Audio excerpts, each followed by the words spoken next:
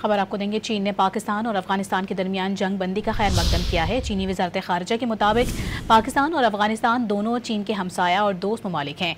हमसाए बदले नहीं जा सकते। जंग बंदी दोनों ममालिक के मफाद में है। जंग बंदी इलाकाई अमन और इस्तेहकाम के लिए ज़रूरी है। चीन मुश्तरका तहम्मुल, मुकम्मल और देर पा जंग बंदी पर अमल पैरा ममालिक की हिमायत करता है।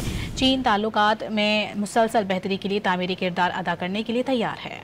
खबर आपको देंगे। चीन ने पाकिस्तान और अफगानिस्तान के दरमियान जंग बंदी का खैर मकदम किया है। चीनी वजारत खारजा के मुताबिक पाकिस्तान और अफगानिस्तान दोनों चीन के हमसाया और दोस्त ममालिक हैं।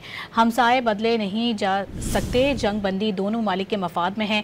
जंग बंदी इलाकाई अमन और इस्तेहकाम के लिए ज़रूरी है। चीन मुश्तरका तहम्मुल, मुकम्मल और देर पा जंग बंदी पर अमल पैरा ममालिक की हिमायत करता है। चीन ताल्लुकात में मुसलसल बेहतरी के लिए तामीरी किरदार अदा करने के लिए तैयार है।